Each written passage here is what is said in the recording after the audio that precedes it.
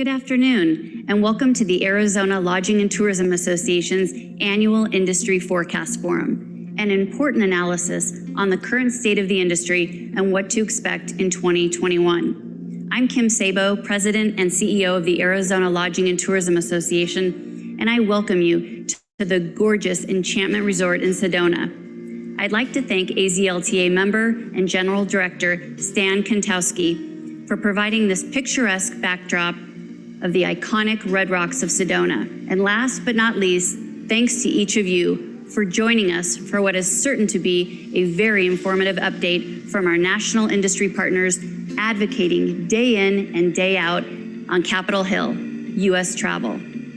We'll also get an in-depth overview of our industry, including a forecast on Northern Arizona and Lake Havasu from key strategic partner STR. AZLTA and our members work vigorously to serve, support, and advocate on behalf of our industry. And today's programming would not be possible without our generous sponsor, Discover Flagstaff. Thank you to board member Trace Ward and the City of Flagstaff's team for their long-standing leadership and commitment to our state's travel and tourism industry. We're grateful for your support. And we certainly couldn't do this without the support of our entire board of directors. I would like to recognize AZLTA Board Chairman Brent Durad, President and CEO of Visit Tucson, for his incredible leadership this year as we've navigated the most unprecedented and challenging of times. 2020 was not the year any of us expected. In the midst of our busiest travel and tourism season, the COVID-19 pandemic brought our industry to a dramatic halt overnight. Hotel occupancy percentages, normally in the high 80s in March, plummeted to single digits immediately.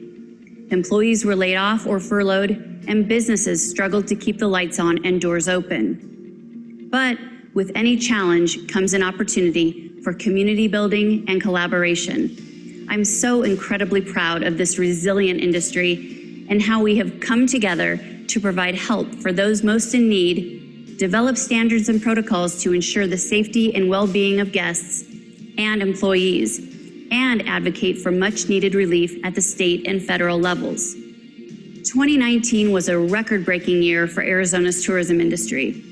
Our great state hosted 46.8 million overnight visitors, up 2.8% from the previous year. This record number of visitors accounted for a 4.7% increase in visitor spending, bringing that number up to $25.6 billion for the year. And tourism accounted for $3.78 billion in combined local, state, and federal tax revenues. These record-breaking numbers have made the 2020 economic impact on our industry even more devastating. To date, we in Arizona have already lost more than $7 billion in visitor spending. But as case numbers decline and public health guidelines begin to ease, this resilient industry is leading with solutions. We're leading the way by working to rebuild consumer confidence through the implementation and promotion of elevated health and safety protocols. In mid-May, AZLTA launched the AZ Safe and Clean Certification Initiative, an effort to rebuild and restore vital consumer confidence and awareness about the safety and cleanliness of our businesses in response to COVID-19. As our hotels and resorts gradually reopen amenities and promote staycations this fall, we want travelers and guests to know our properties have taken swift action to ensure a safe and clean stay. The AZ Safe and Clean certification was created in partnership with the American Hotel and Lodging Association's Safe Stay Initiative, which builds upon various sanitation best practices and recommendations from national hospitality and public health experts. This program is an innovative way for the industry to show guests and prospective travelers the hard work being done to keep these properties clean and safe for our guests and for our employees, the backbone of our industry. We want our guests to have peace of mind that our properties are going above and beyond to provide a relaxing, safe, and high-quality experience. Tourism is the lifeblood of our state's economy, and we must ensure we're doing everything we can from a local, state, and national perspective to help the industry recover and recover stronger than ever. We're only a few months away from a new session at the state capitol, and our advocacy team continues to work diligently to educate lawmakers on the vital importance of tourism promotion, not only to recapture Arizona's market share, but to grow our market share of visitors from around the world. The return on investment is undeniable. According to Rounds Consulting Group, for every $10 million invested in tourism promotion, $100 million is returned in the form of tax revenue. We will continue to work closely with the Arizona Office of Tourism to ensure the state invests in promoting Arizona as a premier travel destination. We will also continue to advocate for the establishment of tourism marketing authorities, a tool that will serve as a critical promotional lifeline to our local economies throughout the state. As you know, there is a lot going on in our nation's capital, and our team is working closely with our partners, U.S. Travel and the American Hotel and Lodging Association, to urge Congress to pass legislation critical to our industry's recovery. Our national partners have been working day and night to fight for our industry on Capitol Hill and keep us apprised of the latest news, and we're incredibly grateful for their leadership. To provide an update from Washington, D.C., we are pleased to have with us today Tori Emerson Barnes, Executive Vice President of Public Affairs and Policy at the U.S. Travel Association. Tori leads the government relations, policy development, communications, marketing, and research teams at U.S. Travel. She was appointed to this role in March of 2019 after serving as the association's Senior Vice President of Government Relations. She most recently served as Executive Director of Federal Affairs and managed a diverse portfolio that included tax, trade, fuel economy, transportation, pension issues, and political operations. Without further ado, please join me in welcoming Tori Barnes. Hi, y'all. I wish we could be together in person, and I'm very much looking forward to when we can be face-to-face again. I'm grateful for the opportunity to be a part of this event and to have a chance to share an update on everything U.S. Travel is doing to help our industry right now. These past several months have been incredibly challenging, likely the most challenging times that we have ever faced. Each state has had to navigate their own unique circumstances. I know Arizona was in the height of your tourism season when this all began, and that there continue to be hurdles to overcome as we head towards recovery. Since the onset of the pandemic, U.S. Travel has pivoted our focus to securing the relief and protection the industry so desperately needs, while considering what stimulus proposals and ultimately recovery-focused efforts can do to bring the industry back more quickly. We are educating lawmakers every day on the devastating impact the pandemic has had on travel businesses and employees. After reaching a low of 51% in May, twice the unemployment rate during the worst year of the Great Depression, unemployment in the leisure and hospitality sector remained at 34% in August.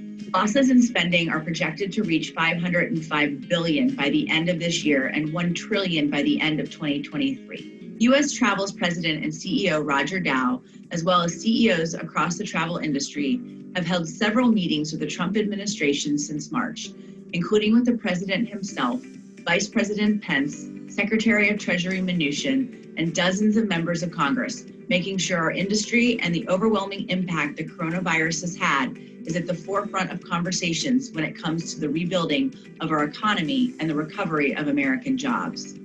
While the data carries significant weight, it is your stories that show the reality behind the numbers. The strength of our message is more powerful when our entire industry is carrying it forward. Through industry-wide grassroots activation, sending action alerts, posting on social media, and when lawmakers hear directly from you, it really matters. This is made very clear during the first ever virtual Hill Week this summer, and we're so grateful for the involvement of many across Arizona during that important week. It's our first virtual Capitol Hill Week. Obviously, all of these things are done much better face-to-face in person, but we're using every means possible to get our story across.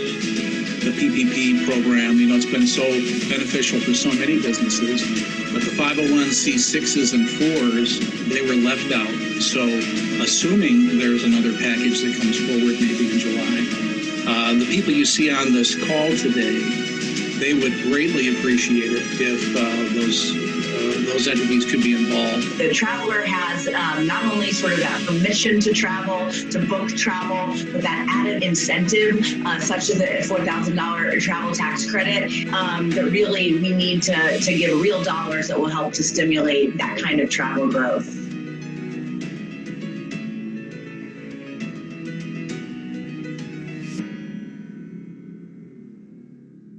Through our collective efforts since March, we have secured a great deal of relief for the industry to help our businesses and our workers. The CARES Act, passed in March, provided key funding for much of the industry at the height of the pandemic. And U.S. Travel has been working since then to improve and build upon provisions in the CARES Act and make sure every part of the travel industry can access the relief that you need. Right now, we are urgently calling on Congress and the administration to reach an agreement on additional relief, protection, and stimulus, but negotiations remain stalled. What is clear, very, very clear, is that small travel businesses and destination marketing organizations desperately need help, and Congress can provide this by extending the Paycheck Protection Program, expanding eligibility to DMOs of all statuses and sizes, and allowing a second draw loan on PPP. This is the minimum that we need. And we are still strongly pushing for a larger package that includes legislation meaningful for the broader travel industry, including providing grants from the Economic Development Administration to promote safe and healthy domestic travel, expanding the recovery sector loan program for longer assistance, expanding the employee retention tax credit, securing testing and contact tracing improvements. Senator Sinema is a co-sponsor of the TEST Act and has truly championed this important legislation. Frequent and easily accessibility to testing is absolutely a must. We are also asking for $13 billion in additional emergency assistance for U.S. airports. Right now, Congress has a lot of competing priorities, but in order for America's economy to recover, for Americans to be rehired, the travel industry has to be at the top of this list. Trust that we will continue to fight, and we appreciate your ongoing involvement and support when we come to you to sign letters, send messages, and to contact your members of Congress. Because it's clear, we are stronger together. We saw our collective efforts pay off this summer with the passage of the Great American Outdoors Act in July, a true show of bipartisanship, also championed by Senator Sinema. The significant achievement addresses an issue that we have been fighting for alongside many of you, protecting our national parks and public lands.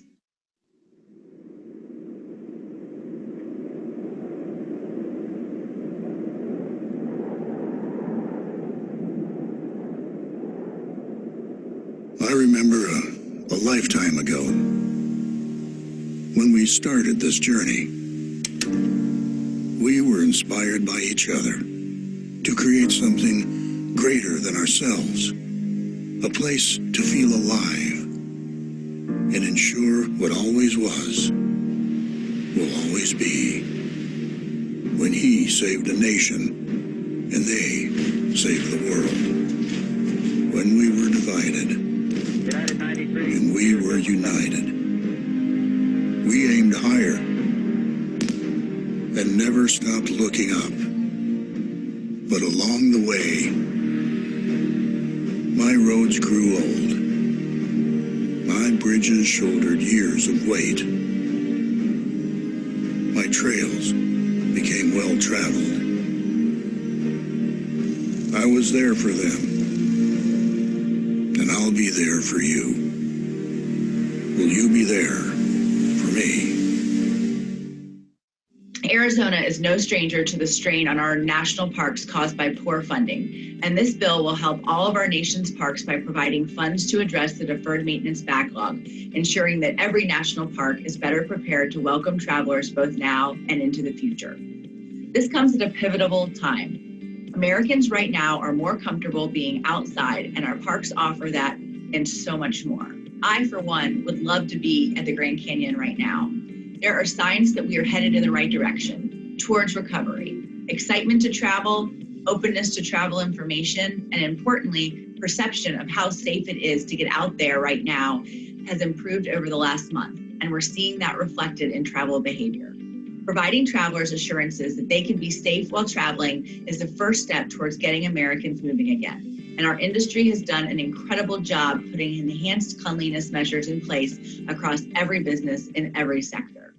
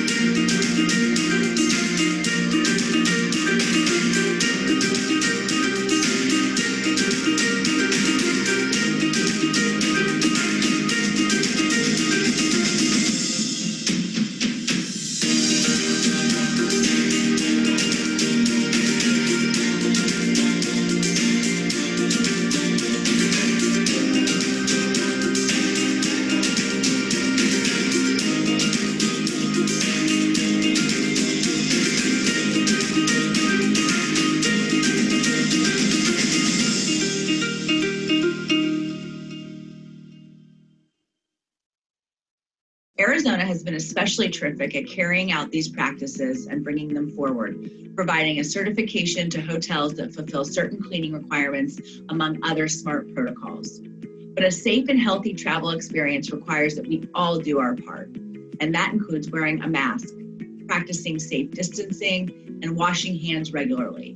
Messages that we also must drive home to our visitors and even residents. This must be a shared responsibility. While we must continue to keep a close eye on what's happening with the coronavirus around the country, we are seeing that Americans are becoming more open to the ideas of making plans, thinking ahead, and eventually traveling. And now that we have an opportunity to inspire travelers and give them the feeling of anticipation again by booking a trip to take in the future when they're ready. An industry-wide campaign was launched on September 8th, designed by the Let's Go There Coalition, and it's aiming to empower Americans to imagine the joy of travel again.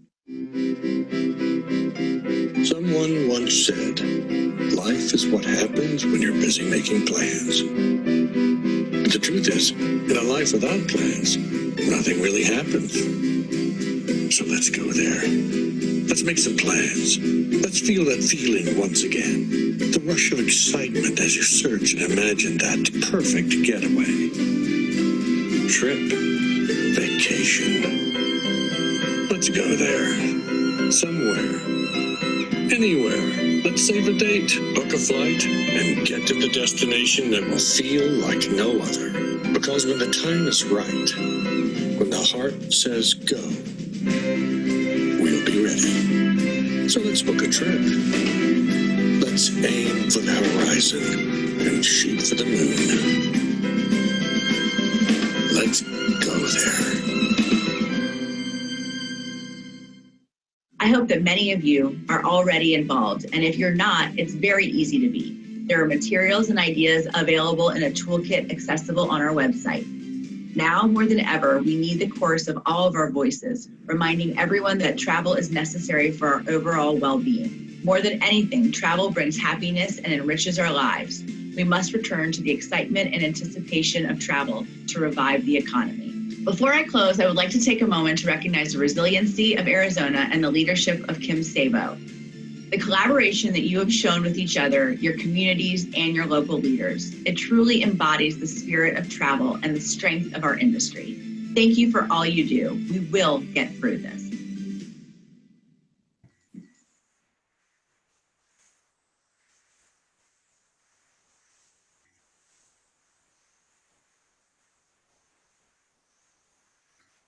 Thank you to Tori Barnes for that fantastic presentation, those kind words, and the work that she and the team at US Travel, led by Roger Dow, do day in and day out on our behalf on Capitol Hill. I know that right now we are in the midst of the most unpredictable, challenging, and unprecedented times in modern history, and the work being done by US Travel on our behalf is greatly, greatly appreciated. Another key strategic partner is STR. STR provides premium data benchmarking, analytics, and market insight for the industry. And here with us today to provide a snapshot of what we're experiencing today and give us a look into what we may expect in 2021 is Senior Business Executive Chase Acer. Chase, thank you so much for being here with us again this year, although this time virtually. Thank you, Kim. I really appreciate it. And a special thank you to everyone involved with the Arizona Lodging and Tourism Association for putting this on. It's our third stop in the tour today. And a special thank you to everyone who's attending. So without any further delay, I'm going to share my screen. I've learned. Thank you.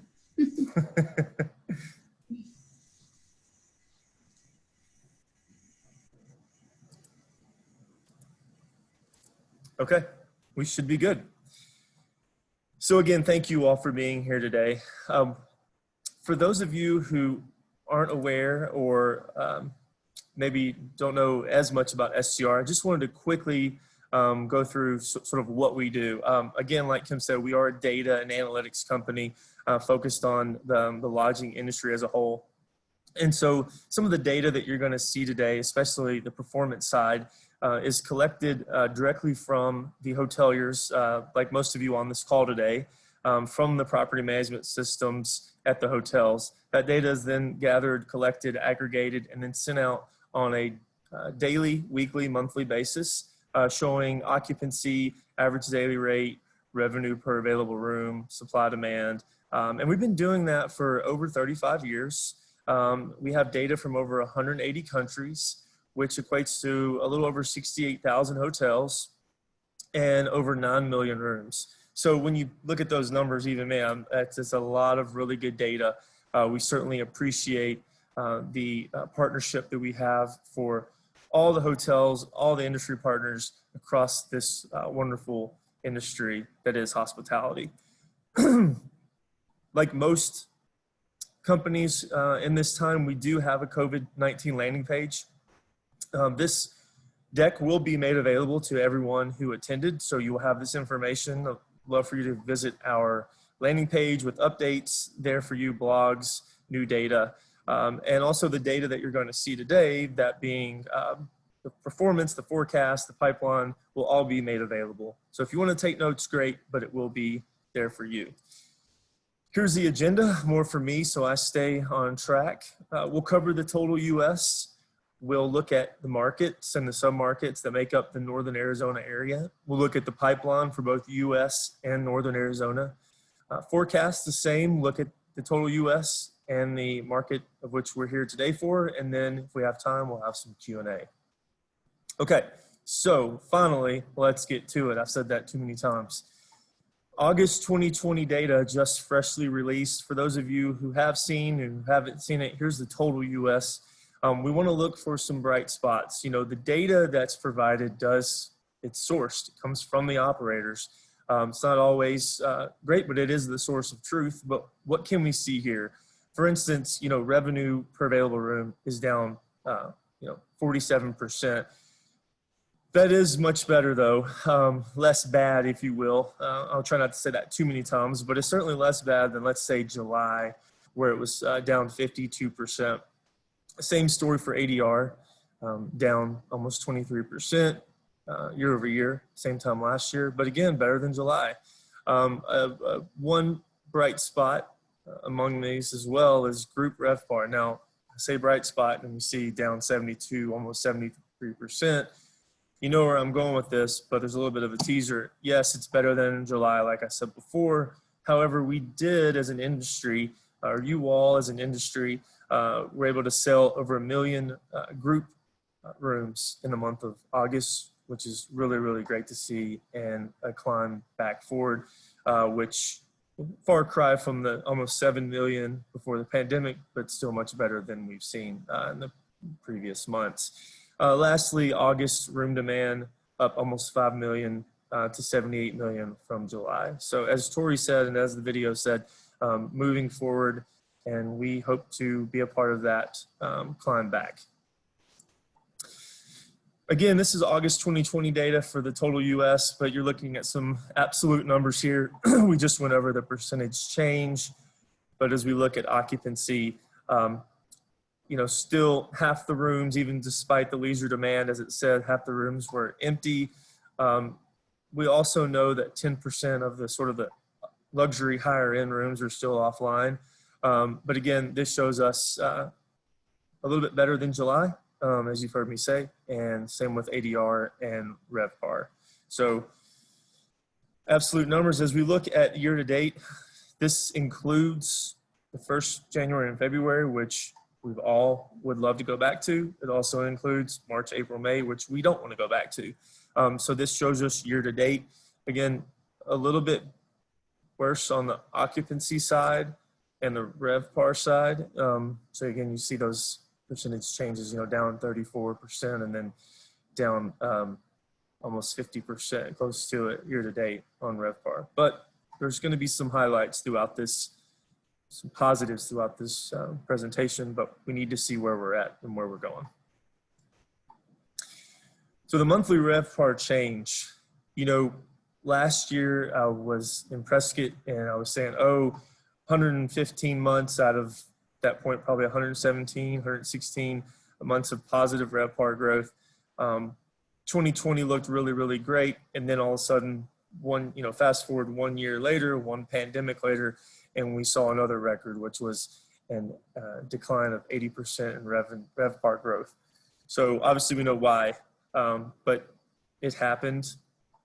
And how do we get back? And so now, since then, yes, we look at April, May, June, July, they've all been, the second worst, the third worst, the fourth worst, but at least it's moving upward. So again, we're looking for some positive notes here. So down 47%, but much better than 80%. I think we would all agree.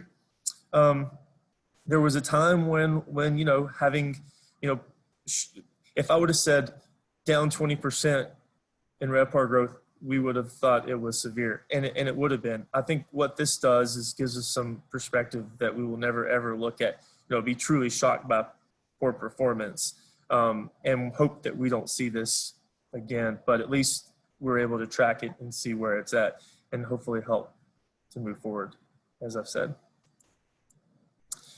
This slide, again, it does show us the RevPAR percent change, the lack thereof as far as growth goes.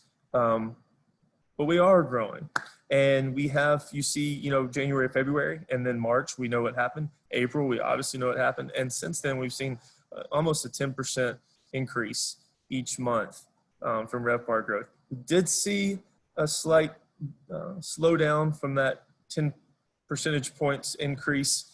Hope that that's not a trend. And it may slow down through fall, as we know now that Labor Day has passed. But I know that we're a resilient group, and there's a lot of creative ideas out there. And so we hope to help along the way and continuing to grow that RevPAR back to where it was. As far as ADR, again, we started look it slightly better each month, as you can see here. But a lot like RevPAR, it's very possible that the August data is the beginning of a trend that shows smaller improvements. But again, at this point, I think we would all take the improvement. But you do see here we're at 44, 40, and you start at the very, very, very bottom. You're obviously not going to have those significant increases as you were when you were at the bottom. But again, we're starting to still continuing to see positive from where it was before. And this does show us, as we talked about, what bottom was. You see here Q2 really quick, 69, almost 70% of a decline in RevPAR percentage change. We think Q2, obviously, hope so, that was the bottom. And in some ways, we can now track and say, this was the bottom. How can we then track to get back like we're doing? But we saw in Q1 where we're starting to hit Q2, and as we've seen thus far, things are continuing to get a little bit better as we go forward. As far as classes go, the results haven't changed much from last month, in that the lower end hotels sold over half their rooms, as you can see here, at 51 up to 55%. And the upper upscale hotels were, 2/3 empty. Again, we talk about over 10% of the higher end rooms are still offline, but I think a positive note here is that 37% of the rooms were occupied, pointing at some high-end leisure travelers in resorts during the vacation time. So take what we can get here, but you can see the limited service is over 50% in August 2020. As we move to the ADR here, we see that 3 classes are at or a little below 100. Last year, there was only 1 class below 100, and now we see 3. So again, no need for further explanation. We know why, but I would like to point out how we see the luxury end, the upper upscale end, rates aren't shifted as much. In some cases where we see the mid-scale and economies have lowered rates, but the occupancies are higher. So a lot goes into that, and we'll touch on that a little bit more, but it's interesting to see here in the total US how those play in with one another, how the economy, mid-scale has higher occupancy, but their ADR percent changes are a little bit greater than the upper end. And we move into RevPAR. Again, sort of the same story remains the same, where we see the upper upscale hotels down 65% and the economy hotels much better, but still, down 27%. And with that, we'll move into the Northern Arizona market. And I'll start off with the state of Arizona for the month of August. A lot like the US, we see occupancies below 50%. Compared to last year, we were close to 65%, so down 26% year over year. The ADR, again, was around 98 last year, so 86. So not as much of a negative growth as occupancy, but when you add in that almost 30% decline in occupancy growth, then you see RevPAR at decline of 33. So RevPAR 42, last year was around 63. So you see here as we move into the actual market that we're talking about, how this sort of story continues from the US where we started, the state, and now as we look at Northern Arizona market. Now there are some differences here with sort of the Northern Arizona market because there have been some good performers within this area. Obviously we look at room supply didn't change at all. Room demand did drop, but you see occupancy still down 18%, but above 50%. So that's encouraging. I know, again, you look and you say it's down almost 20%, but still more than, half of the rooms are occupied. ADR, you see down almost 13%, but, that's because ADR was at $130 almost. So still above 100, as you look at the state of Arizona and other markets, Phoenix, Tucson, that number is almost, below 100 or right at that $100 mark. So still well ahead of the rest of the markets and state. And then as far as RevPAR goes, again, $66 compared to $92 last year. So you're almost at a 30% change.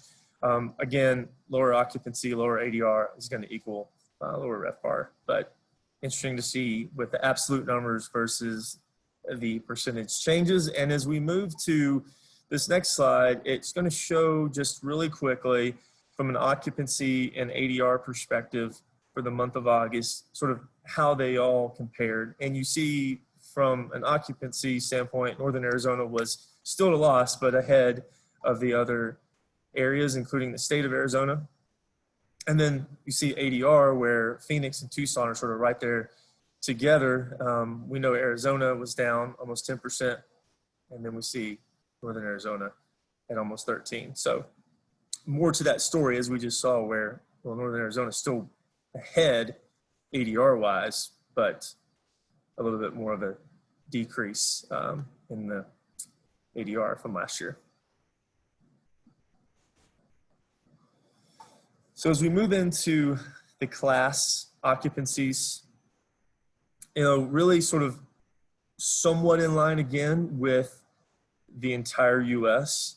And as Kim mentioned earlier, we've obviously had presentations for Phoenix and Tucson as the market's concerned, and we've seen a lot of the same, how there's this direct correlation with how the classes are performing, not just among other submarkets or other markets rather, and the state, but also the entire US. So just to kind of go through this, we see the luxury here in Northern Arizona at 44, almost 45% occupancy, as well as upper up and upscales. Well, from the US, slightly ahead, but still like 37%.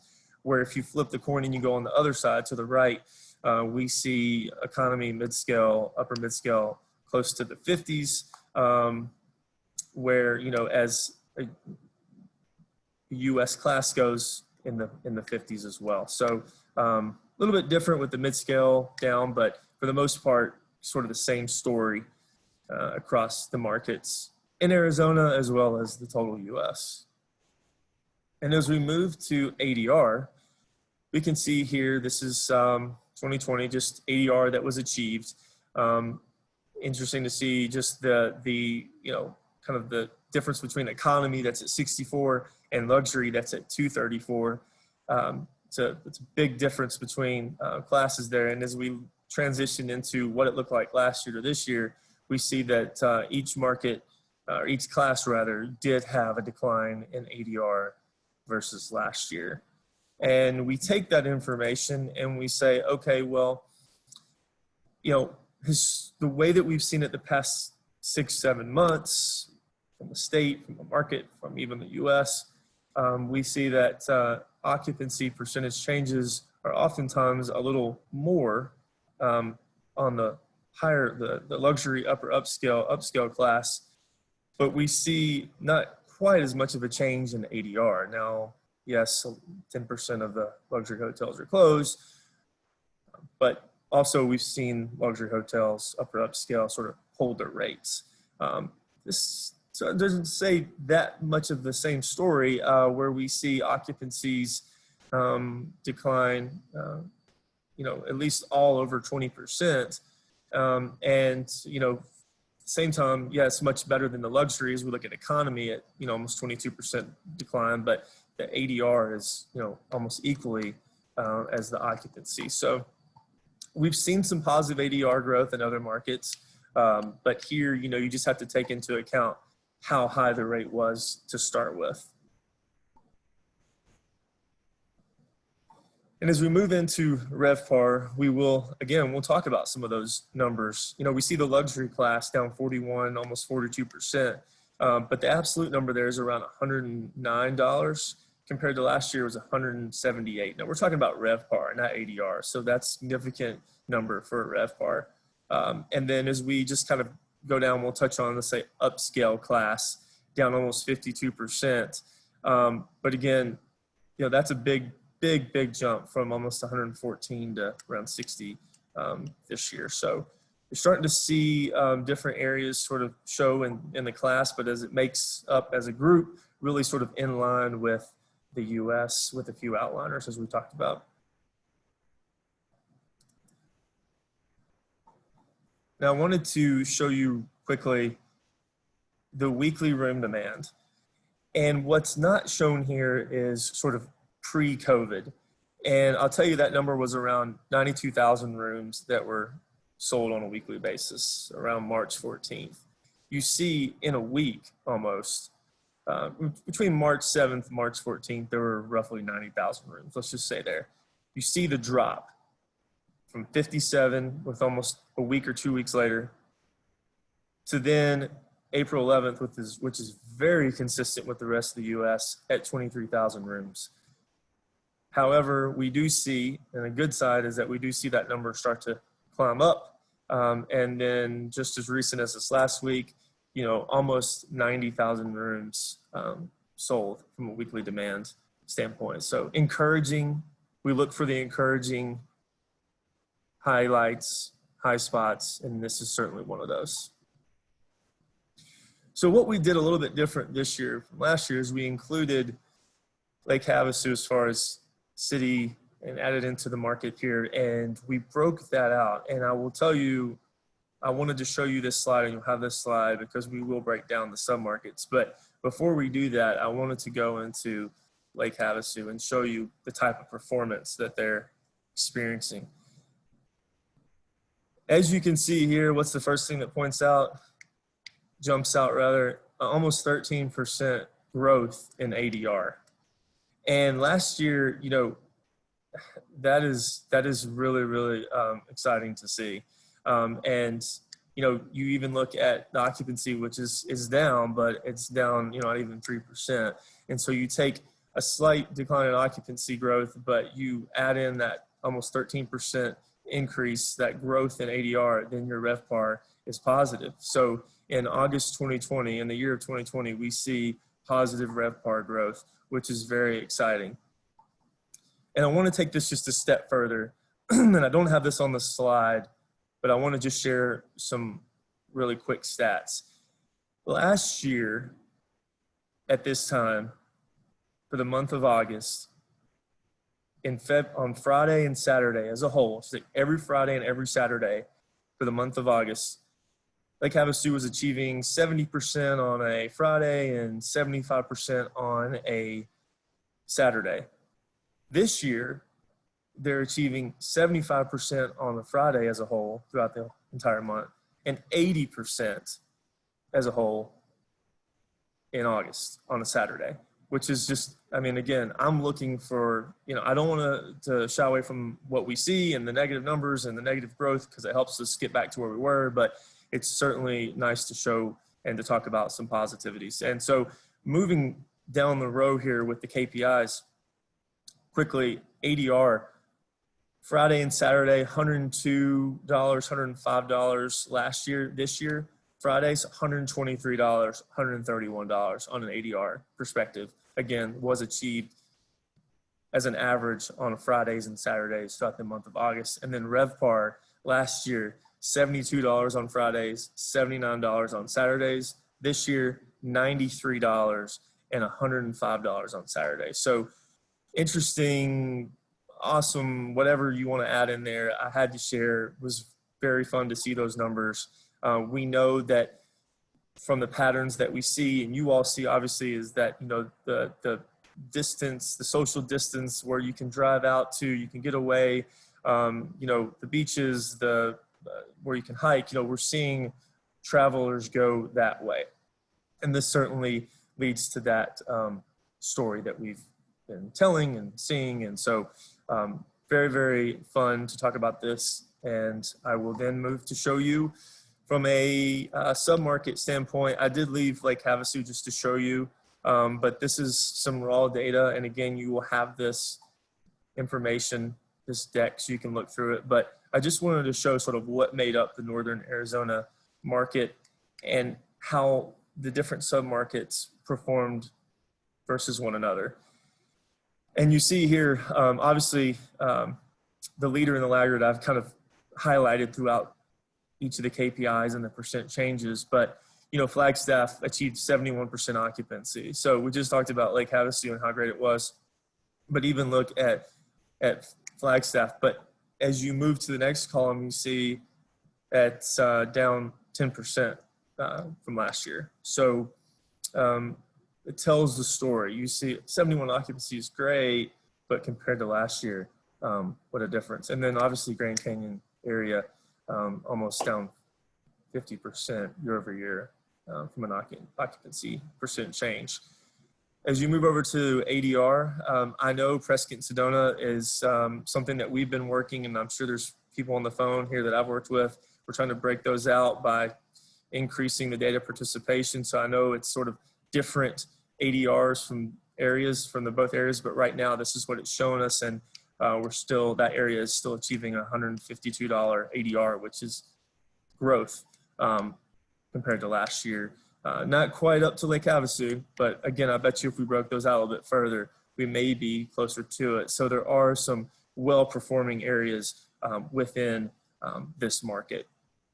So I'll let you have time to view this So I'm going to move forward to the pipeline, and we will just touch on really quickly the total U.S. Construction is happening. We do see 5% increase in construction from year over year. Planning obviously is down,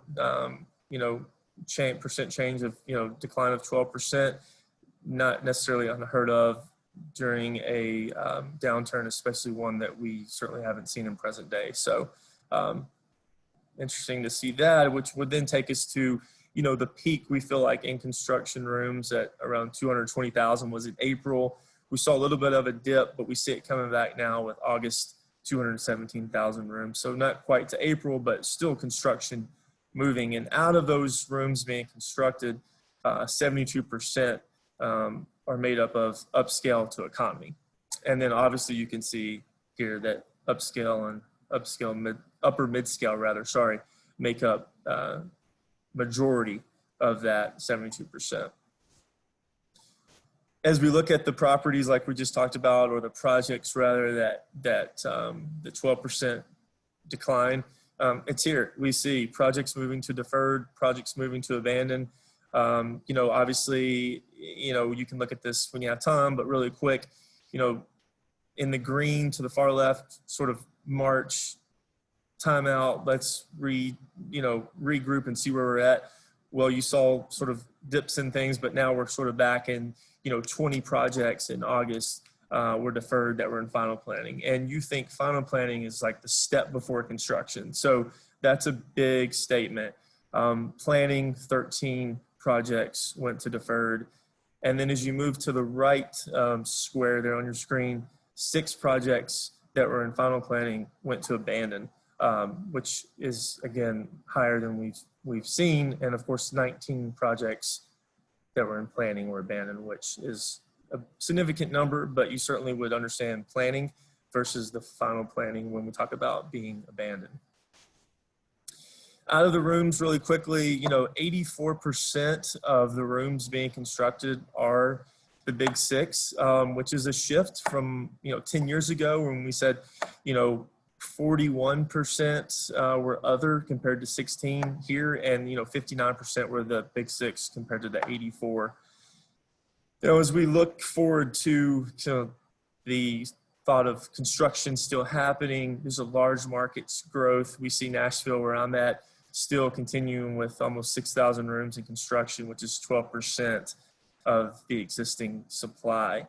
And as we move to your area on the next slide, when they get to construction, we've tracked and said, 96% of the projects that were in construction over a period of time, 10, 15 years, those projects do end up opening the doors and being operated. And 76% in the sort of final planning stage end up moving to construction and then opening. So rooms are being built, properties are being built. It's interesting to see on the slide before this of projects that were moving to deferred or abandoned, but still happening. We'll continue to keep a close eye on this. And so as we look at the Northern Arizona pipeline, we're tracking 6 projects in construction, 455 rooms. Again, we talked about 96% in the past of those properties do end up coming to fruition. Final planning looking at 76%. So there's a potential that these rooms here could come online. And moving on to the forecast, we see here, I will allow you time to look through this. There's a lot of numbers, but this is total US, just showing you percent changes with supply, demand, occupancy, ADR, so forth for 19, 20, and 21, 2021 being the forecast. Quickly, we look at the US forecast on an absolute number. I think what points out and I highlighted here, 34% swing from the actual in 2019 as far as RevPAR at $86 to $56 for 2021. So again, better than 41, but certainly a big swing from where we were just a little over a year ago. 2021 forecast for Northern Arizona. Again, I'll allow you to look at this at your own pleasure, but you see really quickly 2020 forecast, the percent change, and then the 2021 forecast. I think what you see, obviously very normal to the US is negative growth for the rest of 2020. Do we gain it all back in 2021? No, but we certainly are seeing positive growth, positive news, some, sun, some light at the end of the tunnel, if you will. And so I know everyone's working extremely hard. And again, I just hope that we can continue to be a valued partner for the industry. And then you can have a chance to also look at how the Northern Arizona market compares to the US. Just interesting way to look at the data. This is 2020. And then as we move into 2021, you can see again the comparisons. I know I went through that pretty quick, running up on time here, but that's why this will be made available to you. And of course, I'm always available for questions at any time. As we move forward, I want to talk quickly about ForwardStar. This is a new product that we have. We've had it live overseas. We've brought it to North America in a launch just recently. This is a great sort of addition onto the historical star. More information to come on this, but certainly a way to, like the historical star, to track how you are performing versus a comp set and a submarket from a forward-looking view. So occupancy on the book. So I'm looking at my star, I'm understanding how I'm performing, what tweaks do I need to make, but how am I doing that compared to my comp set and my submarket? And we look at pickups as well. And we can look at that on a daily, weekly, monthly, and really 365 days out. Lastly, I'll just say, if you don't know, CoStar Group, the leader in real estate, apartments, data, really anything outside the lodging sector, acquired STR last year. And we have a lot of new integrations coming, a lot of new products like ForwardStar. And so things that can really help the industry now and then in the future.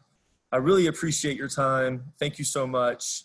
And again, this will be made available, and I'm always available for questions.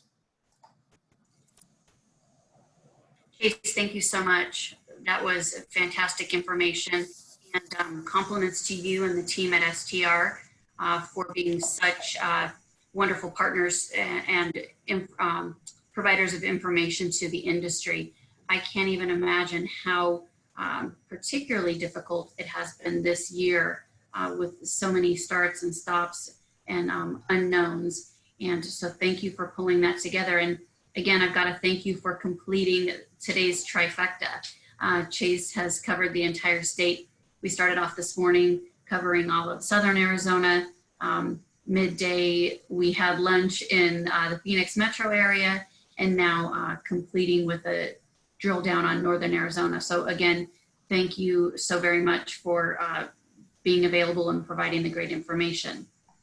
Got a couple of minutes. If it's okay, I'd love to ask you a couple of questions. Just at the end of your presentation, you touched on ForwardStar. Very, very interested in that, and seems to be a great tool that we'll be able to use into the future, thus the name ForwardStar. Could you expand a little bit on ForwardStar? Absolutely, absolutely. And really quickly, thank you. I've enjoyed the tour of Arizona. Last year it was in person. I have to say I would prefer that over being in the office, but I really do appreciate it and hope that it was informative to everyone. With ForwardStar, it is a very important tool, forward-looking data, like you said.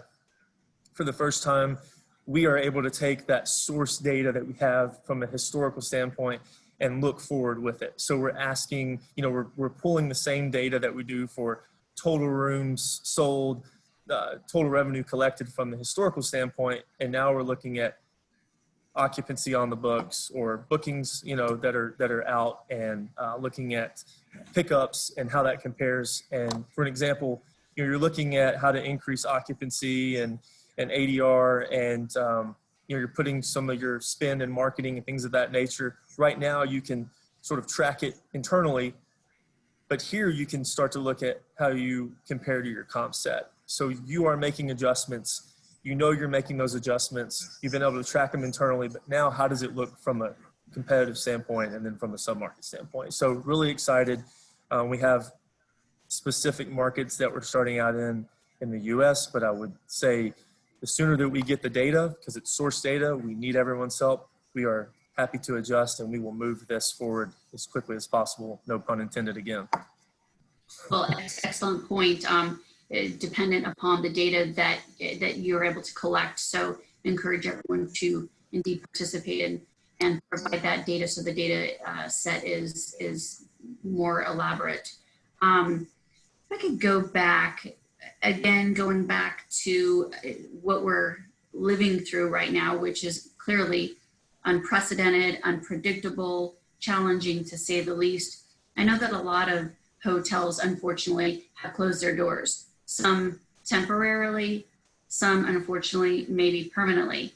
But just for clarity, with regard to the report, how do you handle and address the temporary closures of hotels, and how has that worked into the data set?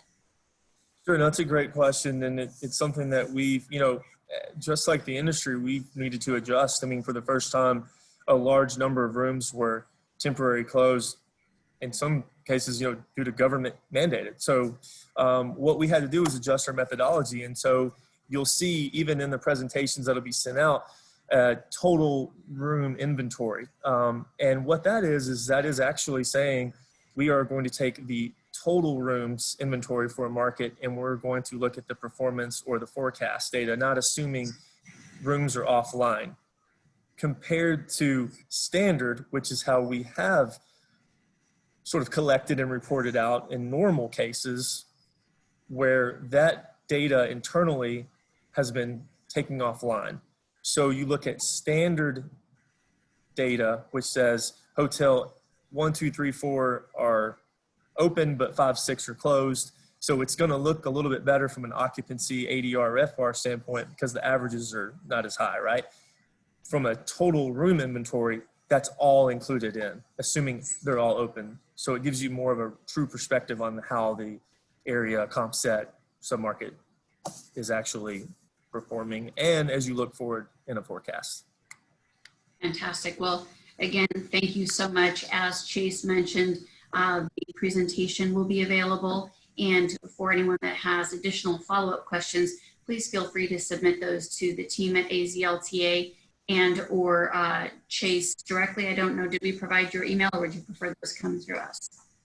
No, that's fine. It's on the presentation, so feel free to reach out. Love to hear from everybody.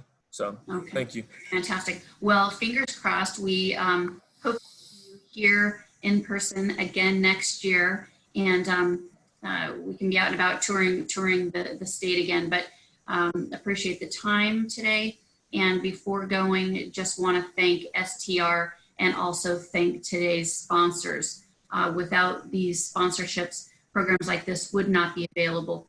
So a big shout out, and again, extend our gratitude to Discover Flagstaff and board member Trace Ward. Thank you for helping us promote this event. Also to Enchantment, thank you for the beautiful facility in which to shoot our opening video. Hope you all enjoyed that. Again, a last shout out to STR, and then also US Travel. We so appreciate what everybody is doing collaboratively during these extraordinarily difficult times. And as we all say, together, better and stronger. So thank you all for being with us today, and we look forward to collaborating into the future. Have a great day. Thank you, Chase.